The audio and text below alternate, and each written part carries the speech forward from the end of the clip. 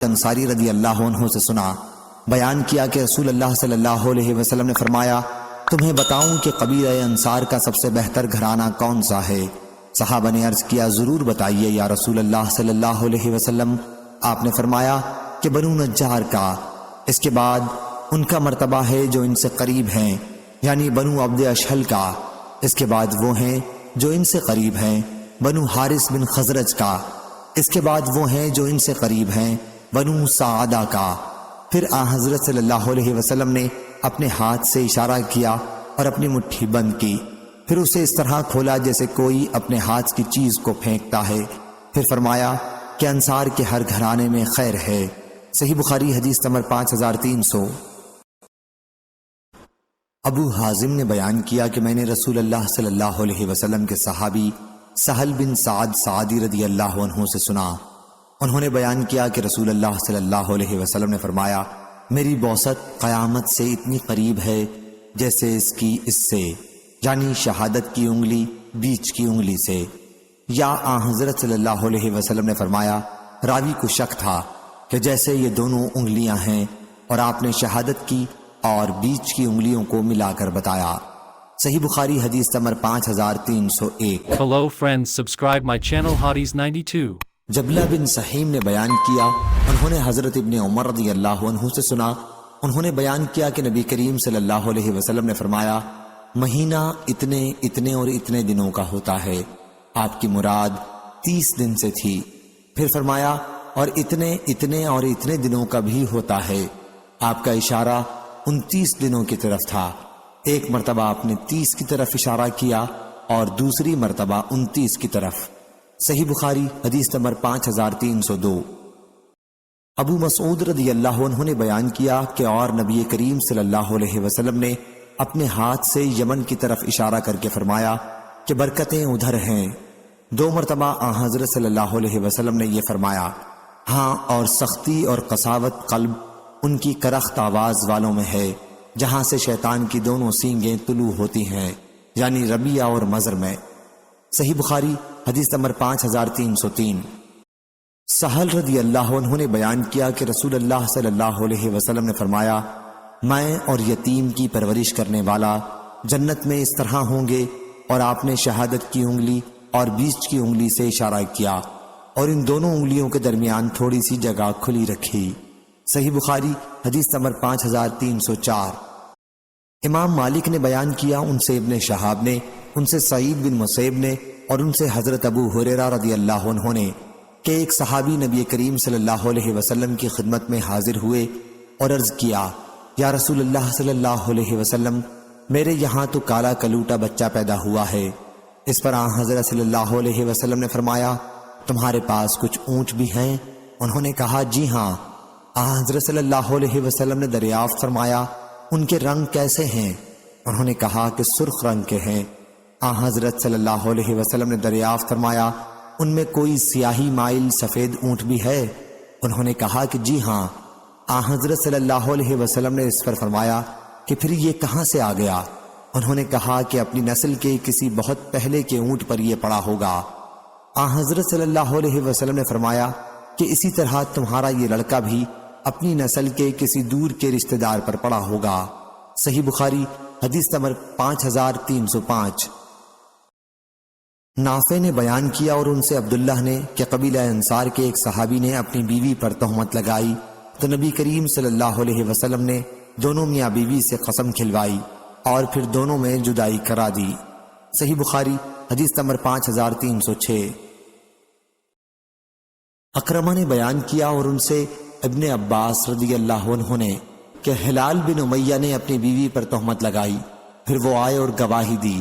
نبی کریم صلی اللہ علیہ وسلم نے اس وقت فرمایا، اللہ خوب جانتا ہے کہ تم میں سے ایک جھوٹا ہے، تو کیا تم میں سے کوئی جو واقعی گناہ کا مرتکب ہوا ہو رجوع کرے گا؟ اس کے بعد ان کی بیوی کھڑی ہوئی اور انہوں نے گواہی دی اپنے بری ہونے کی۔ صحیح بخاری حدیث نمبر 5307۔ سہل بن سعد سعدی رضی اللہ عنہ نے خبر دی کہ عویمر اجلانی رضی اللہ عنہ عاصم بن عدی انصاری رضی اللہ عنہ کے پاس آئے اور ان سے کہا کہ عاصم، آپ کا کیا خیال ہے کہ ایک شخص اگر اپنی بیوی کے ساتھ غیر مرد کو دیکھے تو کیا اسے قتل کر دے گا؟ لیکن پھر آپ لوگ اسے بھی قتل کر دیں گے، آخر اسے کیا کرنا چاہیے؟ عاصم رضی اللہ عنہ میرے لیے یہ مسئلہ پوچھ دو۔ چنانچہ عاصم رضی اللہ عنہ نے رسول اللہ صلی اللہ علیہ وسلم سے یہ مسئلہ پوچھا۔ حضرت صلی اللہ علیہ وسلم نے اس طرح کے سوالات کو ناپسند فرمایا اور اظہار ناگواری کیا۔ عاصم رضی اللہ عنہ نے اس سلسلے میں حضرت صلی اللہ علیہ وسلم سے جو کچھ سنا اس کا بہت اثر لیا۔ پھر جب گھر واپس آئے تو عویم رضی اللہ عنہ ان کے پاس آئے اور پوچھا، عاصم رضی اللہ عنہ، آپ کو رسول اللہ صلی اللہ علیہ وسلم نے کیا جواب دیا؟ عاصم رضی اللہ عنہ نے کہا، عویم رضی اللہ عنہ، تم نے میرے ساتھ اچھا معاملہ نہیں کیا۔ جو مسئلہ تم نے پوچھا تھا حضرت صلی اللہ علیہ وسلم نے اسے ناپسند فرمایا۔ عویم رضی اللہ عنہ نے کہا کہ اللہ کی قسم، جب تک میں یہ مسئلہ حضرت صلی اللہ علیہ وسلم سے معلوم نہ کر لوں باز نہیں آؤں گا۔ چنانچہ عویم رضی اللہ عنہ حضور صلی اللہ علیہ وسلم کی خدمت میں حاضر ہوئے۔ حضرت صلی اللہ علیہ وسلم اس وقت صحابہ کے درمیان میں موجود تھے۔ انہوں نے عرض کیا، یا رسول اللہ صلی اللہ علیہ وسلم، آپ کا اس شخص کے متعلق کیا ارشاد ہے جو اپنی بیوی کے ساتھ غیر مرد کو دیکھے؟ کیا وہ اسے قتل کر دے؟ لیکن پھر آپ لوگ اسے قصاص میں قتل کر دیں گے تو پھر اسے کیا کرنا چاہیے؟ حضرت صلی اللہ علیہ وسلم نے فرمایا کہ تمہارے اور تمہاری بیوی کے بارے میں ابھی وحی نازل ہوئی ہے، جاؤ اور اپنی بیوی کو لے کر آؤ۔ سہل رضی اللہ عنہ نے بیان کیا کہ پھر ان دونوں نے لعان کیا۔ میں بھی حضرت صلی اللہ علیہ وسلم کے پاس اس وقت موجود تھا۔ جب لعان سے فارغ ہوئے تو عویم رضی اللہ عنہ نے کہا کہ یا رسول اللہ صلی اللہ علیہ وسلم، اگر اب بھی میں اسے اپنی بیوی کو اپنے ساتھ رکھتا ہوں تو اس کا مطلب یہ ہے کہ میں جھوٹا ہوں۔ چنانچہ انہوں نے انہیں 3 طلاقیں حضرت صلی اللہ علیہ وسلم کے حکم سے پہلے ہی دے دیں۔ ابن شہاب نے بیان کیا کہ پھر یہی لعان کرنے والوں کے لیے سنت طریقہ مقرر ہو گیا۔ صحیح بخاری حدیث نمبر 5308۔ ابن جریج نے خبر دی، کہا کہ مجھے ابن شہاب نے لعان کے بارے میں اور یہ کہ شریعت کی طرف سے اس کا سنت طریقہ کیا ہے خبر دی۔ بنی سعدہ کے سہل بن سعد رضی اللہ عنہ سے انہوں نے بیان کیا کہ قبیلہ انصار کے ایک صحابی رسول اللہ صلی اللہ علیہ وسلم کی خدمت میں حاضر ہوئے اور عرض کیا، یا رسول اللہ صلی اللہ علیہ وسلم، اس شخص کے متعلق آپ کا کیا ارشاد ہے جو اپنی بیوی کے ساتھ غیر مرد کو دیکھے؟ کیا وہ اسے قتل کر دے یا اسے کیا کرنا چاہیے؟ انہی کے بارے میں اللہ تعالیٰ نے قرآن مجید کی وہ آیت نازل کی جس میں لعان کرنے والوں کے لیے تفصیلات بیان ہوئی ہیں۔ حضرت صلی اللہ علیہ وسلم نے ان سے فرمایا کہ اللہ تعالیٰ نے تمہاری بیوی کے بارے میں فیصلہ کر دیا ہے۔ بیان کیا کہ پھر دونوں نے مسجد میں لعان کیا۔ میں اس وقت وہاں موجود تھا۔ جب دونوں لعان سے فارغ ہوئے تو انصاری صحابی نے عرض کیا، یا رسول اللہ صلی اللہ علیہ وسلم، اگر اب بھی میں اسے اپنے نکاح میں رکھوں گا تو اس کا مطلب یہ ہوگا کہ میں نے اس پر جھوٹی تہمت لگائی تھی۔ چنانچہ لعان سے فارغ ہونے کے بعد انہوں نے حضرت صلی اللہ علیہ وسلم کے حکم سے پہلے ہی انہیں 3 طلاقیں دے دیں۔ حضور اکرم صلی اللہ علیہ وسلم کی موجودگی میں ہی انہیں جدا کر دیا۔ سہل رضی اللہ عنہ نے یا ابن شہاب نے کہا کہ ہر لعان کرنے والے میاں بیوی کے درمیان یہی جدائی کا سنت طریقہ مقرر ہوا۔ ابن جریج نے بیان کیا، ان سے ابن شہاب نے بیان کیا کہ ان کے بعد شریعت کی طرف سے طریقہ یہ متعین ہوا کہ 2 لعان کرنے والوں کے درمیان تفریق کرا دی جایا کرے، اور وہ عورت حاملہ تھی اور ان کا بیٹا اپنی ماں کی طرف منسوب کیا جاتا تھا۔ بیان کیا کہ پھر ایسی عورت کے میراث کے بارے میں بھی یہ طریقہ شریعت کی طرف سے مقرر ہو گیا کہ بچہ اس کا وارث ہوگا اور وہ بچے کی وارث ہوگی۔ اس کے مطابق جو اللہ تعالیٰ نے وراثت کے سلسلے میں فرض کیا ہے، ابن جریج نے بیان کیا، ان سے ابن شہاب نے اور ان سے سہل بن سعد سعدی رضی اللہ عنہ نے اسی حدیث میں کہ نبی کریم صلی اللہ علیہ وسلم نے فرمایا تھا کہ اگر لعان کرنے والی خاتون اس نے سرخ اور پستہ قد بچہ جنا جیسے وحرہ، تو میں سمجھوں گا کہ عورت ہی سچی ہے اور اس کے شوہر نے اس پر جھوٹی تہمت لگائی ہے۔ لیکن اگر کالا، بڑی آنکھوں والا اور بڑے سرینے والا بچہ جنا تو میں سمجھوں گا کہ شوہر نے اس کے متعلق سچ کہا تھا، عورت جھوٹی ہے۔ جب بچہ پیدا ہوا تو وہ بری شکل کا تھا، یعنی اس مرد کی صورت پر جس سے وہ بدنام ہوئی تھی۔ صحیح بخاری حدیث نمبر 5309۔ لیث نے بیان کیا، ان سے یحییٰ بن سعید نے، ان سے عبد الرحمن بن قاسم نے، ان سے قاسم بن محمد نے، اور ان سے ابن عباس رضی اللہ عنہ نے کہ نبی کریم صلی اللہ علیہ وسلم کی مجلس میں لعان کا ذکر ہوا، اور عاصم رضی اللہ عنہ نے اس سلسلے میں کوئی بات کہی کہ میں اگر اپنی بیوی کے ساتھ کسی غیر مرد کو دیکھ لوں تو وہیں قتل کر دوں، اور چلے گئے۔ پھر ان کی قوم کے ایک صحابی عویمہ رضی اللہ عنہ ان کے پاس آئے یہ شکایت لے کر کہ انہوں نے اپنی بیوی کے ساتھ ایک غیر مرد کو پایا ہے۔ عاصم رضی اللہ عنہ نے کہا کہ مجھے آج یہ ابتلا میری اسی بات کی وجہ سے ہوا ہے جو آپ نے حضرت صلی اللہ علیہ وسلم کے سامنے کہی تھی۔ پھر وہ انہیں لے کر حضور اکرم صلی اللہ علیہ وسلم کی خدمت میں حاضر ہوئے، اور حضرت صلی اللہ علیہ وسلم کو وہ واقعہ بتایا جس میں ملوث اس صحابی نے اپنی بیوی کو پایا تھا۔ یہ صاحب زرد رنگ، کم گوشت والے، دبلے پتلے اور سیدھے بال والے تھے، اور جس کے متعلق انہوں نے دعویٰ کیا تھا اسے انہوں نے اپنی بیوی کے ساتھ تنہائی میں پایا۔ وہ گٹھے ہوئے جسم کا، گندمی اور بھرے گوشت والا تھا۔ پھر حضور اکرم صلی اللہ علیہ وسلم نے دعا فرمائی کہ اے اللہ اس معاملے کو صاف کر دے۔ چنانچہ اس عورت نے بچہ اسی مرد کی شکل کا جنا جس کے متعلق شوہر نے دعویٰ کیا تھا کہ اسے انہوں نے اپنی بیوی کے ساتھ پایا تھا۔ حضرت صلی اللہ علیہ وسلم نے میاں بیوی کے درمیان لعان کرایا۔ ایک شاگرد نے مجلس میں ابن عباس رضی اللہ عنہ سے پوچھا کیا یہی وہ عورت ہے جس کے متعلق حضور اکرم صلی اللہ علیہ وسلم نے فرمایا تھا کہ اگر میں کسی کو بلا شہادت کے سنسار کر سکتا تو اس عورت کو سنسار کرتا؟ ابن عباس رضی اللہ عنہ نے کہا کہ نہیں، یہ جملہ حضرت صلی اللہ علیہ وسلم نے اس عورت کے متعلق فرمایا تھا جس کی بدکاری اسلام کے زمانے میں کھل گئی تھی۔ ابو صالح اور عبداللہ بن یوسف نے اس حدیث میں بجائے خدلا کے کسرہ کے ساتھ دال خدلا روایت کیا ہے، لیکن معنی وہی ہے۔ صحیح بخاری حدیث نمبر 5310۔ سعید بن جبیر نے بیان کیا کہ میں نے حضرت ابن عمر رضی اللہ عنہ سے ایسے شخص کا حکم پوچھا جس نے اپنی بیوی پر تہمت لگائی ہو، تو انہوں نے کہا کہ نبی کریم صلی اللہ علیہ وسلم نے بنی اجلان کے میاں بیوی کے درمیان ایسی صورت میں جدائی کرا دی تھی، اور فرمایا تھا کہ اللہ خوب جانتا ہے کہ تم میں سے ایک جھوٹا ہے، تو کیا تم میں سے ایک جو واقعی گناہ میں مبتلا ہے رجوع کرے گا؟ لیکن ان دونوں نے انکار کیا تو حضور اکرم صلی اللہ علیہ وسلم نے ان میں جدائی کرا دی۔ ایوب نے کہا کہ مجھ سے عمر بن دینار نے فرمایا کہ حدیث کے بعض اجزاء میرے خیال ہے کہ میں نے ابھی تم سے بیان نہیں کیے ہیں۔ فرمایا کہ ان صاحب نے جنہوں نے لعان کیا تھا کہا کہ میرے مال کا کیا ہوگا جو میں نے مہر میں دیا تھا۔ بیان کیا کہ اس پر ان سے کہا گیا کہ وہ مال جو عورت کو مہر میں دیا تھا اب تمہارا نہیں رہا، اگر تم سچے ہو اس تہمت لگانے میں تب بھی، کیونکہ تم اس عورت کے پاس تنہائی میں جا چکے ہو، اور اگر تم جھوٹے ہو تب تو تم کو اور بھی مہر نہ ملنا چاہیے۔ صحیح بخاری حدیث نمبر 5311۔ سفیان بن عینہ نے بیان کیا کہ عمروں نے کہا کہ میں نے سعید بن جبیر سے سنا، انہوں نے بیان کیا کہ میں نے حضرت ابن عمر رضی اللہ عنہ سے لعان کرنے والوں کا حکم پوچھا، تو انہوں نے بیان کیا کہ ان کے متعلق رسول اللہ صلی اللہ علیہ وسلم نے فرمایا تھا کہ تمہارا حساب تو اللہ تعالیٰ کے ذمہ ہے، تم میں سے ایک جھوٹا ہے، اب تمہیں تمہاری بیوی پر کوئی اختیار نہیں۔ ان صحابی نے عرض کیا کہ میرا مال واپس کرا دیجئے جو مہر میں دیا گیا تھا۔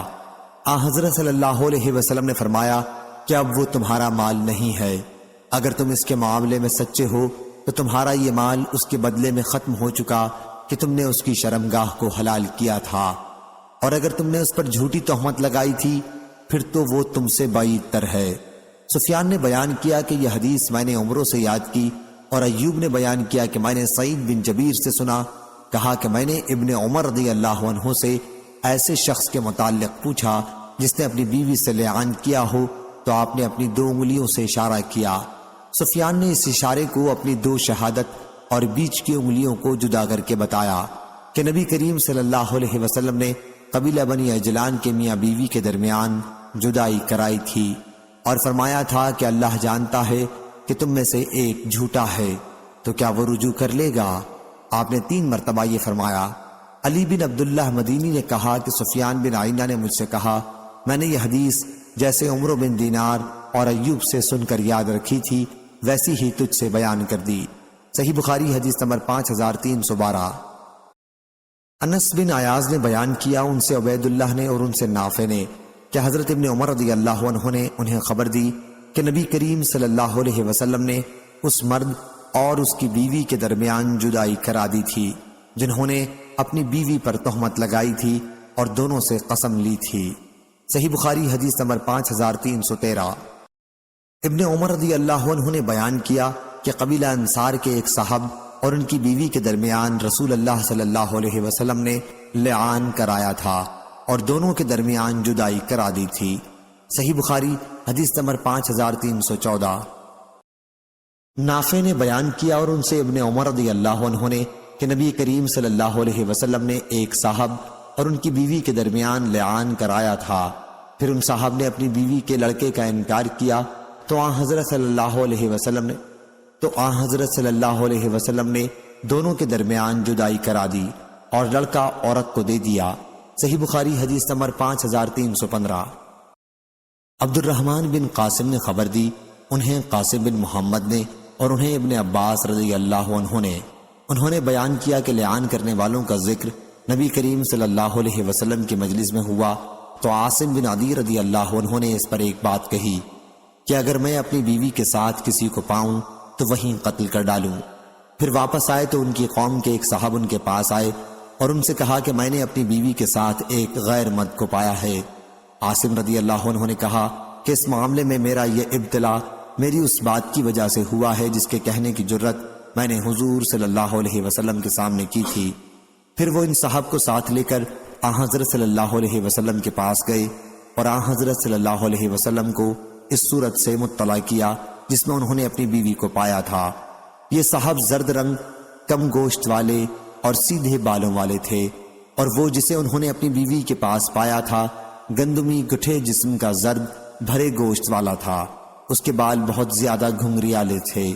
حضور اکرم صلی اللہ علیہ وسلم نے فرمایا، اے اللہ معاملہ صاف کر دے۔ چنانچہ ان کی بیوی نے جو بچہ جنا وہ اسی شخص سے مشابہ تھا جس کے متعلق شوہر نے کہا تھا کہ انہوں نے اپنی بیوی کے پاس اسے پایا تھا۔ پھر حضور اکرم صلی اللہ علیہ وسلم نے دونوں کے درمیان لعان کرایا۔ ابن عباس رضی اللہ عنہ سے ایک شاگرد نے مجلس میں پوچھا، کیا یہ وہی عورت ہے جس کے متعلق حضور اکرم صلی اللہ علیہ وسلم نے فرمایا تھا کہ اگر میں کسی کو بلا شہادت سنسار کرتا تو اسے کرتا؟ ابن عباس رضی اللہ عنہ نے کہا کہ نہیں، یہ دوسری عورت تھی جو اسلام کے زمانے میں اعلانیہ بدکاری کیا کرتی تھی۔ صحیح بخاری حدیث نمبر 5316۔ حشام نے بیان کیا، کہا کہ مجھ سے میرے والد نے بیان کیا اور ان سے حضرت عائشہ رضی اللہ عنہا نے اور ان سے نبی کریم صلی اللہ علیہ وسلم نے۔ دوسری سند اور حضرت امام بخاری رحمہ اللہ نے کہا کہ ہم سے عثمان بن ابی شیبہ نے بیان کیا، کہا ہم سے عبدہ نے بیان کیا، ان سے حشام نے، ان سے ان کے والد نے اور ان سے حضرت عائشہ رضی اللہ عنہا نے کہ رفاعہ قرظی رضی اللہ عنہ نے ایک خاتون سے نکاح کیا، پھر انہیں طلاق دے دی۔ اس کے بعد ایک دوسرے صاحب نے ان خاتون سے نکاح کر لیا، پھر وہ نبی کریم صلی اللہ علیہ وسلم کی خدمت میں حاضر ہوئیں اور اپنے دوسرے شوہر کا ذکر کیا اور کہا کہ وہ تو ان کے پاس آتے ہی نہیں، اور یہ کہ ان کے پاس کپڑے کے پلو جیسا ہے۔ انہوں نے پہلے شوہر کے ساتھ دوبارہ نکاح کی خواہش ظاہر کی، لیکن حضرت صلی اللہ علیہ وسلم نے فرمایا کہ نہیں، جب تک تم اس دوسرے شوہر کا مزہ نہ چکھ لو اور یہ تمہارا مزہ نہ چکھ لیں۔ صحیح بخاری حدیث نمبر 5317۔ لیث بن سعد نے بیان کیا، ان سے جعفر بن ربیعہ نے، ان سے عبد الرحمن بن ہرمز نے کہا کہ مجھے خبر دی ابو سلمہ بن عبد الرحمن نے کہ زینب بنت ابو سلمہ رضی اللہ عنہا نے اپنی والدہ نبی کریم صلی اللہ علیہ وسلم کے زوجہ مطہرہ ام سلمہ رضی اللہ عنہا سے خبر دی کہ ایک خاتون جو اسلام لائی تھی اور جن کا نام سمیہ تھا اپنے شوہر کے ساتھ رہتی تھیں۔ شوہر کا جب انتقال ہوا تو وہ حاملہ تھی، اور ابو سنابل بن بالک رضی اللہ عنہ نے ان کے پاس نکاح کا پیغام بھیجا، لیکن انہوں نے نکاح کرنے سے انکار کیا۔ ابو سنابل نے کہا کہ اللہ کی قسم، جب تک عدت کی 2 مدتوں میں سے لمبی مدت نہ گزار لوں گی تمہارے لیے اس سے جس سے نکاح وہ کرنا چاہتی تھی نکاح کرنا صحیح نہیں ہوگا۔ پھر وہ وضع حمل کے بعد تقریباً 10 دن تک رکی رہیں۔ اس کے بعد حضور اکرم صلی اللہ علیہ وسلم کی خدمت میں حاضر ہوئیں تو حضور صلی اللہ علیہ وسلم نے فرمایا کہ اب نکاح کر لو۔ صحیح بخاری حدیث نمبر 5318۔ یحییٰ بن بکیر نے بیان کیا ان سے لیث نے ان سے یزید نے کہ ابن شہاب نے انہیں لکھا کہ عبید اللہ بن عبداللہ نے اپنے والد عبداللہ بن عتبہ بن مسعود سے انہیں خبر دی کہ انہوں نے ابن ارقم کو لکھا کہ سبیہ اسلمیہ سے پوچھیں کہ نبی کریم صلی اللہ علیہ وسلم نے ان کے متعلق کیا فتویٰ دیا تھا۔ تو انہوں نے فرمایا کہ جب میرے یہاں بچہ پیدا ہو گیا تو آن حضرت صلی اللہ علیہ وسلم نے مجھے فتویٰ دیا کہ اب میں نکاح کر لوں۔ صحیح بخاری حدیث نمبر 5319۔ امام مالک نے بیان کیا ان سے ہشام بن عروہ نے ان سے ان کے والد نے ان سے مسعور بن مخرمہ نے کہ سبیہ اسلمیہ اپنے شوہر کی وفات کے بعد چند دنوں تک حالت نفاس میں رہیں، پھر نبی کریم صلی اللہ علیہ وسلم کے پاس آ کر انہوں نے نکاح کی اجازت مانگی تو آن حضرت صلی اللہ علیہ وسلم نے انہیں اجازت دی اور انہوں نے نکاح کیا۔ صحیح بخاری حدیث نمبر 5320۔ امام مالک نے بیان کیا کہا ہم سے یحییٰ بن سعید انصاری نے ان سے قاسم بن محمد اور سلیمان بن یسار نے، وہ دونوں بیان کرتے تھے کہ یحییٰ بن سعید بن العاص نے عبد الرحمن بن حکم کی صاحبزادی عمرہ کو طلاق دے دی تھی اور ان کے باپ عبد الرحمن انہیں ان کے شوہر کے گھر سے لے آئے۔ عدت کے ایام گزرنے سے پہلے عائشہ رضی اللہ عنہا کو جب معلوم ہوا تو انہوں نے مروان بن حکم کے یہاں جو اس وقت مدینے کا امیر تھا کہلوایا کہ اللہ سے ڈرو اور لڑکی کو اس کے گھر جہاں اسے طلاق ہوئی ہے پہنچا دو، جیسا کہ سلیمان بن یسار کی حدیث میں ہے۔ مروان نے اس کا جواب یہ دیا کہ لڑکی کے والد عبد الرحمن بن حکم نے میری بات نہیں مانی، اور قاسم بن محمد نے بیان کیا کہ مروان نے ام المومنین رضی اللہ عنہا کو یہ جواب دیا کہ کیا آپ کو فاطمہ بنت قیس رضی اللہ عنہا کے معاملے کا علم نہیں ہے؟ انہوں نے بھی اپنے شوہر کے گھر عدت نہیں گزاری تھی۔ عائشہ رضی اللہ عنہا نے بتلایا کہ اگر تم فاطمہ رضی اللہ عنہا کے واقعے کا حوالہ نہ دیتے تب بھی تمہارا کچھ نہ بگڑتا، کیونکہ وہ تمہارے لیے دلیل نہیں بن سکتا۔ مروان بن حکم نے اس پر کہا کہ اگر آپ کے نزدیک فاطمہ رضی اللہ عنہا کا ان کے شوہر کے گھر سے منتقل کرنا ان کے اور ان کے شوہر کے رشتہ داری کے درمیان کشیدگی کی وجہ سے تھا تو یہاں بھی یہی وجہ کافی ہے کہ دونوں میاں بیوی کے درمیان کشیدگی تھی۔ صحیح بخاری حدیث نمبر 5321 5322۔ شعبہ بن حجاج نے بیان کیا ان سے عبد الرحمن بن قاسم نے ان سے ان کے والد نے اور ان سے عائشہ رضی اللہ عنہا نے کہا فاطمہ بنت قیس رضی اللہ عنہا خدا سے ڈرتی نہیں۔ ان کا اشارہ ان کے اس قول کی طرف تھا کہ مطلقہ بائنہ کو نفقہ و سکنہ دینا ضروری نہیں، جو کہتی ہے کہ طلاق بائن جس عورت پر پڑے اس سے مسکن اور خرچہ نہیں ملے گا۔ صحیح بخاری حدیث نمبر 5323 5324۔ سفیان نے بیان کیا ان سے عبد الرحمن بن قاسم نے ان سے ان کے والد نے کہ عروہ بن زبیر نے حضرت عائشہ رضی اللہ عنہا سے کہا کہ آپ فلانا عمرہ بنت حکم کا معاملہ نہیں دیکھتی، ان کے شوہر نے انہیں طلاق بائنہ دے دی اور وہ وہاں سے نکل آئیں عدت گزارے بغیر۔ حضرت عائشہ رضی اللہ عنہا نے بتلایا کہ جو کچھ اس نے کیا بہت برا کیا۔ عروہ نے کہا آپ رضی اللہ عنہا نے فاطمہ رضی اللہ عنہا کے واقعے کے متعلق نہیں سنا؟ بتلایا کہ اس کے لیے اس حدیث کو ذکر کرنے میں کوئی خیر نہیں ہے۔ اور ابن ابی زناد نے ہشام سے یہ اضافہ کیا ہے اور ان سے ان کے والد نے بیان کیا کہ حضرت عائشہ رضی اللہ عنہا نے عمرہ بنت حکم کے معاملے پر اپنی شدید ناگواری کا اظہار فرمایا اور فرمایا کہ فاطمہ بنت قیس رضی اللہ عنہا تو ایک اجاڑ جگہ میں تھیں اور اس کے چاروں طرف خوف اور وحشت برستی تھی، اس لیے نبی کریم صلی اللہ علیہ وسلم نے وہاں سے منتقل ہونے کی انہیں اجازت دے دی تھی۔ صحیح بخاری حدیث نمبر 5325 5326۔ ابن جریج نے خبر دی انہیں ابن شہاب نے انہیں عروہ نے کہ عائشہ رضی اللہ عنہا نے فاطمہ بنت قیس رضی اللہ عنہا کی اس بات کا کہ مطلقہ بائنہ کو نفقہ و سکنہ نہیں ملے گا انکار کیا۔ صحیح بخاری حدیث نمبر 5327 5328۔ سلیمان بن حرب نے بیان کیا کہا ہم سے شعبہ بن حجاج نے ان سے حکم بن عتبہ نے ان سے ابراہیم نخعی نے ان سے اسود بن یزید نے اور ان سے عائشہ رضی اللہ عنہا نے بیان کیا کہ جب نبی کریم صلی اللہ علیہ وسلم نے حجۃ الوداع میں کوچ کا ارادہ کیا تو دیکھا کہ صفیہ رضی اللہ عنہا اپنے خیمے کے دروازے پر غمگین کھڑی ہیں۔ حضرت صلی اللہ علیہ وسلم نے ان سے فرمایا یا اقرا، یا فرمایا راوی کو شک تھا حلقی معلوم ہوتا ہے کہ تم ہمیں روک دو گی۔ کیا تم نے قربانی کے دن طواف کر لیا ہے؟ انہوں نے عرض کی کہ جی ہاں۔ حضرت صلی اللہ علیہ وسلم نے فرمایا کہ پھر چلو۔ صحیح بخاری حدیث نمبر 5329۔ امام حسن بصری نے بیان کیا کہ معقل بن یسار رضی اللہ عنہ نے اپنی بہن جمیلہ کا نکاح کیا، پھر ان کے شوہر نے انہیں ایک طلاق دی۔ صحیح بخاری حدیث نمبر 5330۔ امام حسن بصری نے بیان کیا کہ معقل بن یسار رضی اللہ عنہ کی بہن ایک آدمی کے نکاح میں تھی، پھر انہوں نے طلاق دے دی۔ اس کے بعد انہوں نے تنہائی میں عدت گزاری۔ عدت کے دن جب ختم ہو گئے تو ان کے پہلے شوہر نے پھر معقل رضی اللہ عنہ کے پاس ان کے لیے نکاح کا پیغام بھیجا۔ معقل رضی اللہ عنہ کو اس پر بڑی غیرت آئی۔ انہوں نے کہا جب وہ عدت گزار رہی تھی تو اسے اس پر قدرت تھی کہ دوران عدت میں رجعت کر لیں، لیکن ایسا نہیں کیا اور اب میرے پاس نکاح کا پیغام بھیجتا ہے۔ چنانچہ وہ ان کے اور اپنی بہن کے درمیان میں حائل ہو گئے۔ اس پر یہ آیت نازل ہوئی، اور جب تم اپنی عورتوں کو طلاق دے چکو اور وہ اپنی مدت کو پہنچ چکیں تو تم انہیں مت روکو، آخر آیت تک۔ پھر رسول اللہ صلی اللہ علیہ وسلم نے انہیں بلا کر یہ آیت سنائی تو انہوں نے ضد چھوڑ دی اور اللہ کے حکم کے سامنے جھک گئے۔ صحیح بخاری حدیث نمبر 5331۔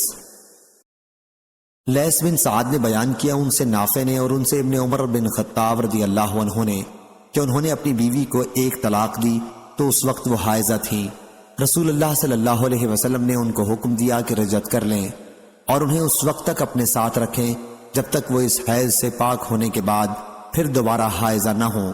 اس وقت بھی ان سے کوئی تعرض نہ کریں، اور جب وہ اس حیض سے بھی پاک ہو جائیں تو اگر اس وقت انہیں طلاق دینے کا ارادہ ہو تو طہر میں اس سے پہلے کہ ان سے ہم بستری کریں طلاق دیں۔ پس یہی وہ وقت ہے جس کے متعلق اللہ تعالیٰ نے حکم دیا ہے کہ اس میں عورتوں کو طلاق دی جائے۔ اور عبداللہ بن عمر رضی اللہ عنہ سے اگر اس کے متعلقہ ثلاثہ کے بارے میں سوال کیا جاتا تو سوال کرنے والے سے وہ کہتے کہ اگر تم نے 3 طلاقیں دے دی ہیں تو پھر تمہاری بیوی تم پر حرام ہے یہاں تک کہ وہ تمہارے سوا دوسرے شوہر سے نکاح کرے۔ غیر قطبیہ ابو الجہم کے اس حدیث میں لیث سے یہ اضافہ کیا ہے کہ انہوں نے بیان کیا کہ مجھ سے نافع نے بیان کیا اور ان سے ابن عمر رضی اللہ عنہ نے کہا کہ اگر تم نے اپنی بیوی کو 1 یا 2 طلاق دے دی ہو تو تم اسے دوبارہ اپنے نکاح میں لا سکتے ہو، کیونکہ نبی کریم صلی اللہ علیہ وسلم نے مجھے اس کا حکم دیا تھا۔ صحیح بخاری حدیث نمبر 5332۔ یونس بن جبیر نے بیان کیا کہ میں نے ابن عمر رضی اللہ عنہ سے پوچھا تو انہوں نے بتلایا کہ ابن عمر رضی اللہ عنہ نے اپنی بیوی کو طلاق دے دی، اس وقت وہ حائضہ تھیں۔ پھر حضرت عمر رضی اللہ عنہ نے اس کے متعلق نبی کریم صلی اللہ علیہ وسلم سے پوچھا تو حضرت صلی اللہ علیہ وسلم نے حکم دیا کہ ابن عمر رضی اللہ عنہ اپنی بیوی سے رجوع کر لیں، پھر جب طلاق کا صحیح وقت آئے تو طلاق دیں۔ یونس بن جبیر نے بیان کیا کہ ابن عمر رضی اللہ عنہ سے میں نے پوچھا کہ کیا اس طلاق کا بھی شمار ہوا تھا؟ انہوں نے بتلایا کہ اگر کوئی طلاق دینے والا شرع کے احکام بجلانے سے عاجز ہو یا احمق بے وقوف ہو تو کیا طلاق نہیں پڑے گی؟ صحیح بخاری حدیث نمبر 5333۔ زینب رضی اللہ عنہا نے بیان کیا کہ میں نبی کریم صلی اللہ علیہ وسلم کی زوجہ مطہرہ ام حبیبہ رضی اللہ عنہا کے پاس اس وقت گئی جب ان کے والد ابو سفیان بن حرب رضی اللہ عنہ کا انتقال ہوا تھا۔ ام حبیبہ رضی اللہ عنہا نے خوشبو منگوائی جس میں خلوق خوشبو کی زردی یا کسی اور چیز کی ملاوٹ تھی۔ پھر وہ خوشبو ایک لونڈی نے ان کو لگائی اور ام المومنین رضی اللہ عنہا نے خود اپنے رخساروں پر اسے لگایا۔ اس کے بعد کہا کہ واللہ مجھے خوشبو کے استعمال کی کوئی خواہش نہیں تھی، لیکن میں نے رسول اللہ صلی اللہ علیہ وسلم سے سنا ہے، حضرت صلی اللہ علیہ وسلم نے فرمایا کہ کسی عورت کے لیے جو اللہ اور آخرت کے دن پر ایمان رکھتی ہو جائز نہیں کہ 2-3 دن سے زیادہ کسی کا سوگ منائے سوائے شوہر کے کہ اس کا سوگ 4 مہینے 10 دن کا ہے۔ صحیح بخاری حدیث نمبر 5334۔ حضرت زینب رضی اللہ عنہا نے بیان کیا کہ اس کے بعد میں ام المومنین زینب بنت حجش رضی اللہ عنہا کے یہاں اس وقت گئی جب ان کے بھائی کا انتقال ہوا۔ انہوں نے بھی خوشبو منگوائی اور استعمال کی اور کہا کہ واللہ مجھے خوشبو کے استعمال کی کوئی خواہش نہیں تھی، لیکن میں نے رسول اللہ صلی اللہ علیہ وسلم کو برسر ممبر یہ فرماتے سنا ہے کہ کسی عورت کے لیے جو اللہ اور آخرت کے دن پر ایمان رکھتی ہو یہ جائز نہیں کہ کسی میت پر 3 دن سے زیادہ سوگ منائے، صرف شوہر کے لیے 4 مہینے 10 دن کا سوگ ہے۔ صحیح بخاری حدیث نمبر 5335۔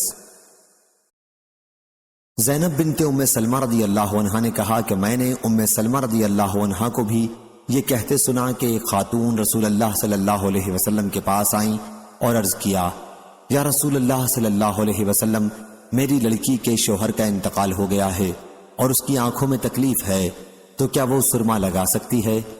حضرت صلی اللہ علیہ وسلم نے اس پر فرمایا کہ نہیں۔ 2-3 مرتبہ آپ نے یہ فرمایا، ہر مرتبہ یہ فرماتے تھے کہ نہیں۔ پھر حضرت صلی اللہ علیہ وسلم نے فرمایا کہ یہ شرعی عدت 4 مہینے اور 10 دن ہی کی ہے، جاہلیت میں تو تمہیں سال بھر تک مینگنی پھینکنی پڑتی تھی جب کہیں عدت سے باہر ہوتی تھی۔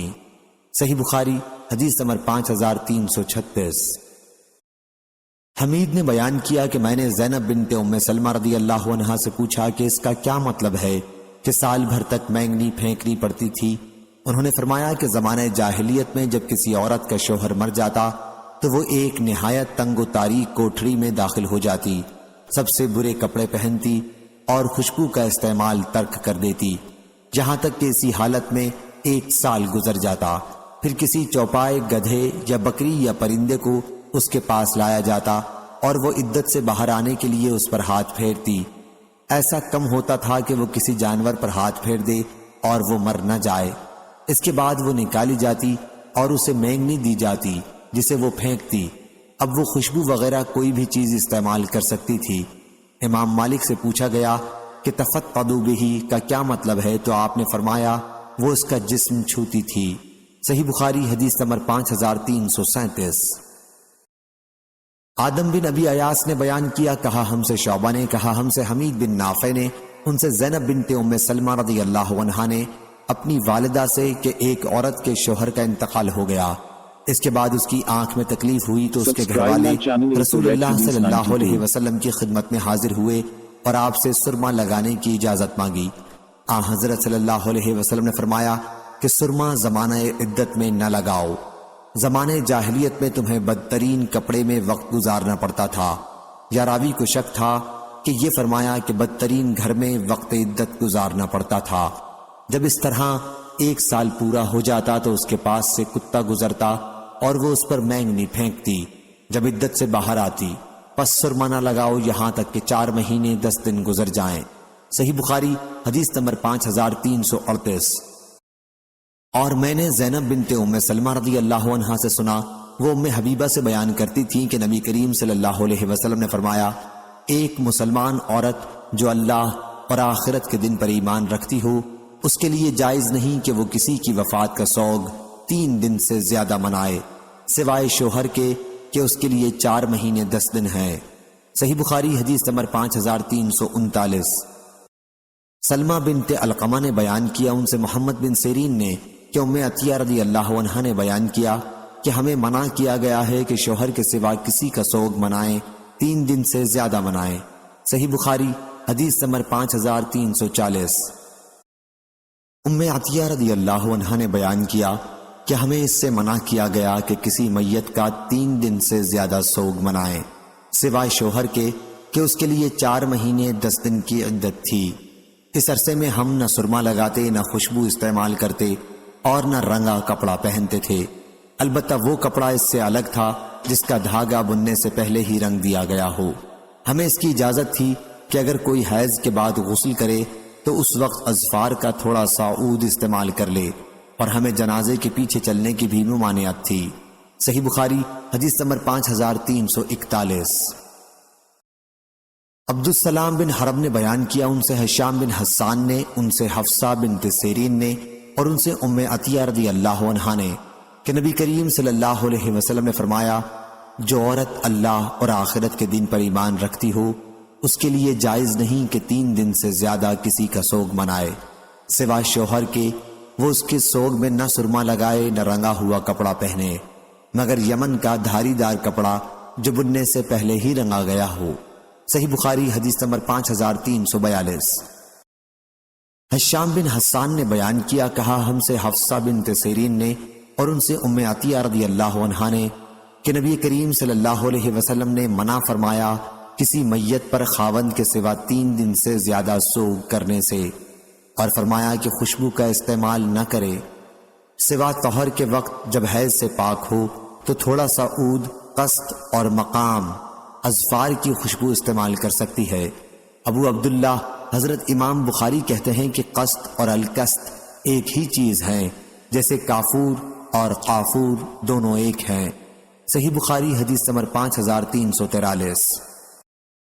روح بن عبادہ نے خبر دی، کہا ہم سے شبل بن عباد نے، ان سے ابن ابی نجیح نے اور ان سے مجاہد نے آیت کریمہ والذین یتوفون یعنی اور جو لوگ تم میں سے وفات پا جائیں اور بیویاں چھوڑ جائیں کے متعلق کہا کہ یہ عدت جو شوہر کے گھر والوں کے پاس گزاری جاتی تھی پہلے واجب تھی، اس لیے اللہ تعالیٰ نے یہ آیت اتاری والذین یتوفون منکم یعنی اور جو لوگ تم میں سے وفات پا جائیں اور بیویاں چھوڑ جائیں ان پر لازم ہے کہ اپنی بیویوں کے حق میں نفع اٹھانے کی وصیت کر جائیں کہ وہ 1 سال تک گھر سے نہ نکالی جائیں، لیکن اگر وہ خود نکل جائیں تو کوئی گناہ تم پر نہیں، اس باب میں جیسے وہ بیویاں اپنے بارے میں دستور کے مطابق کریں۔ مجاہد نے کہا کہ اللہ تعالیٰ نے ایسی بیوہ کے لیے 7 مہینے 20 دن سال بھر میں سے وصیت قرار دی، اگر وہ چاہے تو شوہر کی وصیت کے مطابق وہیں ٹھہری رہے، اور اگر چاہے 4 مہینے 10 دن کی عدت پوری کر کے وہاں سے چلی جائے۔ اللہ تعالیٰ کے ارشاد غیر اخراج تک یعنی انہیں نکالا نہ جائے، البتہ اگر وہ خود چلی جائیں تو تم پر گناہ نہیں کا یہی منشا ہے، پس عدت تو جیسے کہ پہلے تھی اب بھی اس پر واجب ہے۔ ابن ابی نجی نے اسے مجاہد سے بیان کیا اور عطا نے بیان کیا کہ حضرت ابن عباس رضی اللہ عنہ نے کہا کہ اس پہلی آیت نے بیوہ کو خاوند کے گھر میں عدت گزارنے کا حکم کو منسوخ کر دیا، اس لیے اب وہ جہاں چاہے عدت گزارے، اور اسی طرح اس آیت نے اللہ تعالیٰ کے ارشاد غیر اخراج یعنی انہیں نکالا نہ جائے کو بھی منسوخ کر دیا ہے۔ عطا نے کہا کہ اگر وہ چاہے تو اپنے شوہر کے گھر والوں کے یہاں ہی عدت گزارے اور وصیت کے مطابق قیام کرے، اور اگر چاہے وہاں سے چلی آئے، کیونکہ اللہ تعالیٰ نے فرمایا ہے فَلَيْسَ عَلَيْكُمْ جُنَاحٌ یعنی پس تم پر اس کا کوئی گناہ نہیں جو وہ اپنی مرضی کے مطابق کریں۔ عطا نے کہا کہ اس کے بعد میراث کا حکم نازل ہوا اور اس نے مکان کے حکم کو منسوخ کر دیا، پس وہ جہاں چاہے عدت گزار سکتی ہے اور اس کے لیے شوہر کی طرف سے مکان کا انتظام نہیں ہوگا۔ صحیح بخاری حدیث نمبر 5344۔ زینب بنت ام سلمہ رضی اللہ عنہا نے بیان کیا اور ان سے ام حبیبہ بنت ابو سفیان رضی اللہ عنہا نے بیان کیا کہ جب ان کے والد کی وفات کی خبر پہنچی تو انہوں نے خوشبو منگوائی اور اپنے دونوں بازوؤں پر لگائی، پھر کہا کہ مجھے خوشبو کی کوئی ضرورت نہ تھی، لیکن میں نے رسول اللہ صلی اللہ علیہ وسلم سے سنا ہے کہ جو عورت اللہ اور آخرت پر ایمان رکھتی ہو وہ کسی میت کا 3 دن سے زیادہ سوگ نہ منائے سوائے شوہر کے کہ اس کے لیے 4 مہینے 10 دن ہیں۔ صحیح بخاری حدیث نمبر 5345۔ ابو مسعود رضی اللہ عنہ نے بیان کیا کہ نبی کریم صلی اللہ علیہ وسلم نے کتے کی قیمت، کاہن کی کمائی اور زانیہ عورت کے زنا کی کمائی کھانے سے منع فرمایا۔ صحیح بخاری حدیث نمبر 5346۔ عون بن ابی جحیفہ نے بیان کیا ان سے ان کے والد نے کہ نبی کریم صلی اللہ علیہ وسلم نے گودنے والی اور گدوانے والی، سود کھانے والے اور سود کھلانے والے پر لعنت بھیجی، اور آپ صلی اللہ علیہ وسلم نے کتے کی قیمت اور زانیہ کی کمائی کھانے سے منع فرمایا اور تصویر بنانے والوں پر لعنت کی۔ صحیح بخاری حدیث نمبر 5347۔ شعبہ نے خبر دی انہیں محمد بن جحادہ نے، انہیں ابو حازم نے اور انہیں ابو ہریرہ رضی اللہ عنہ نے کہ نبی کریم صلی اللہ علیہ وسلم نے لونڈیوں کی زنا کی کمائی سے منع فرمایا۔ صحیح بخاری حدیث نمبر 5348۔ سعید بن جبیر نے بیان کیا کہ میں نے ابن عمر رضی اللہ عنہ سے ایسے شخص کے بارے میں سوال کیا جس نے اپنی بیوی پر تہمت لگائی ہو، تو انہوں نے کہا کہ نبی کریم صلی اللہ علیہ وسلم نے بنی اجلان قبیلہ کے میاں بیوی میں جدائی کرا دی تھی اور فرمایا تھا کہ اللہ خوب جانتا ہے کہ تم میں سے ایک جھوٹا ہے، تو کیا وہ رجوع کرے گا؟ لیکن دونوں نے انکار کیا۔ آپ نے دوبارہ فرمایا کہ اللہ خوب جانتا ہے اسے جو تم میں سے ایک جھوٹا ہے وہ توبہ کرتا ہے یا نہیں، لیکن دونوں نے پھر توبہ سے انکار کیا۔ پس حضرت صلی اللہ علیہ وسلم نے ان میں جدائی کرا دی۔ ایوب نے بیان کیا کہ مجھ سے عمرو بن دینار نے کہا کہ یہاں حدیث میں ایک چیز اور ہے، میں نے تمہیں اسے بیان کرتے نہیں دیکھا، وہ یہ ہے کہ تہمت لگانے والے شوہر نے کہا تھا کہ میرا مال مہر دلوا دیجیے۔ حضرت صلی اللہ علیہ وسلم نے اس پر فرمایا کہ وہ تمہارا مال ہی نہیں رہا، اگر تم سچے بھی ہو تو تم اس سے خلوت کر چکے ہو، اور اگر جھوٹے ہو تب تو تم کو بطریق اولا کچھ نہ ملنا چاہیے۔ صحیح بخاری حدیث نمبر 5349۔ سفیان بن عینہ نے بیان کیا، ان سے عمرو بن دینار نے، ان سے سعید بن جبیر نے، ان سے ابن عمر رضی اللہ عنہ نے کہ نبی کریم صلی اللہ علیہ وسلم نے لعان کرنے والے میاں بیوی سے فرمایا کہ تمہارا حساب اللہ کے یہاں ہوگا، تم میں سے ایک تو یقیناً جھوٹا ہے، تمہارے یعنی شوہر کے لیے اسے بیوی کو حاصل کرنے کا اب کوئی راستہ نہیں ہے۔ شوہر نے عرض کیا، یا رسول اللہ صلی اللہ علیہ وسلم، میرا مال۔ حضرت صلی اللہ علیہ وسلم نے فرمایا کہ اب وہ تمہارا مال نہیں رہا، اگر تم نے اس کے متعلق سچ کہا تھا تو وہ اس کے بدلے میں ہے کہ تم نے اس کی شرمگاہ اپنے لیے حلال کی تھی، اور اگر تم نے اس پر جھوٹی تہمت لگائی تھی تب تو اور زیادہ تجھ کو کچھ نہ ملنا چاہیے۔ صحیح بخاری حدیث نمبر 5350۔ عدی بن ثابت نے بیان کیا کہ میں نے عبداللہ بن یزید انصاری سے سنا، اور انہوں نے ابو مسعود انصاری رضی اللہ عنہ سے۔ عبداللہ بن یزید انصاری نے بیان کیا کہ میں نے ان سے پوچھا، کیا تم اس حدیث کو نبی کریم صلی اللہ علیہ وسلم سے روایت کرتے ہو؟ انہوں نے کہا کہ ہاں۔ نبی کریم صلی اللہ علیہ وسلم سے کیا آپ نے فرمایا کہ جب مسلمان اپنے گھر میں اپنے جورو بال بچوں پر اللہ کا حکم ادا کرنے کی نیت سے خرچ کرے تو اس میں بھی اس کو صدقے کا ثواب ملتا ہے۔ صحیح بخاری حدیث نمبر 5351۔ امام مالک نے بیان کیا، ان سے ابو زناد نے، ان سے اعرج نے، اور ان سے حضرت ابو ہریرہ رضی اللہ عنہ نے بیان کیا کہ رسول اللہ صلی اللہ علیہ وسلم نے فرمایا، اللہ تعالیٰ فرماتا ہے کہ اے ابن آدم تو خرچ کر تو میں تجھ کو دیے جاؤں گا۔ صحیح بخاری حدیث نمبر 5352۔ حضرت ابو ہریرہ رضی اللہ عنہ نے بیان کیا کہ نبی کریم صلی اللہ علیہ وسلم نے فرمایا، بیواؤں اور مسکینوں کے کام آنے والا اللہ کے راستے میں جہاد کرنے والے کے برابر ہے، یا رات بھر عبادت اور دن کو روزے رکھنے والے کے برابر ہے۔ صحیح بخاری حدیث نمبر 5353۔ سفیان ثوری نے خبر دی، انہیں سعد بن ابراہیم نے، ان سے عامر بن سعد رضی اللہ عنہ نے، انہوں نے سعد رضی اللہ عنہ سے کہ نبی کریم صلی اللہ علیہ وسلم میری عیادت کے لیے تشریف لائے، میں اس وقت مکہ مکرمہ میں بیمار تھا، میں نے حضرت صلی اللہ علیہ وسلم سے کہا کہ میرے پاس مال ہے، کیا میں اپنے تمام مال کی وصیت کر دوں؟ آپ صلی اللہ علیہ وسلم نے فرمایا کہ نہیں۔ میں نے کہا پھر آدھے کی کر دوں؟ حضرت صلی اللہ علیہ وسلم نے فرمایا کہ نہیں۔ میں نے کہا پھر تہائی کی کر دوں؟ فرمایا تہائی کی کر دو، اور تہائی بھی بہت ہے، اگر تم اپنے وارثوں کو مالدار چھوڑ کر جاؤ تو یہ اس سے بہتر ہے کہ تم انہیں محتاج و تنگ دست چھوڑو کہ لوگوں کے سامنے وہ ہاتھ پھیلاتے پھریں، اور تم جب بھی خرچ کرو گے تو وہ تمہاری طرف سے صدقہ ہوگا، یہاں تک کہ اس لقمے پر بھی ثواب ملے گا جو تم اپنی بیوی کے منہ میں رکھنے کے لیے اٹھاؤ گے، اور امید ہے کہ ابھی اللہ تمہیں زندہ رکھے گا، تم سے بہت سے لوگوں کو نفع پہنچے گا اور بہت سے دوسرے کفار نقصان اٹھائیں گے۔ صحیح بخاری حدیث نمبر 5354۔ حضرت ابو ہریرہ رضی اللہ عنہ نے بیان کیا کہ نبی کریم صلی اللہ علیہ وسلم نے فرمایا، سب سے بہترین صدقہ وہ ہے جسے دے کر دینے والا مالدار ہی رہے، اور ہر حال میں اوپر کا ہاتھ دینے والے کا نیچے لینے والے کے ہاتھ سے بہتر ہے، اور خرچ کی ابتدا ان سے کرو جو تمہاری نگہبانی میں ہیں۔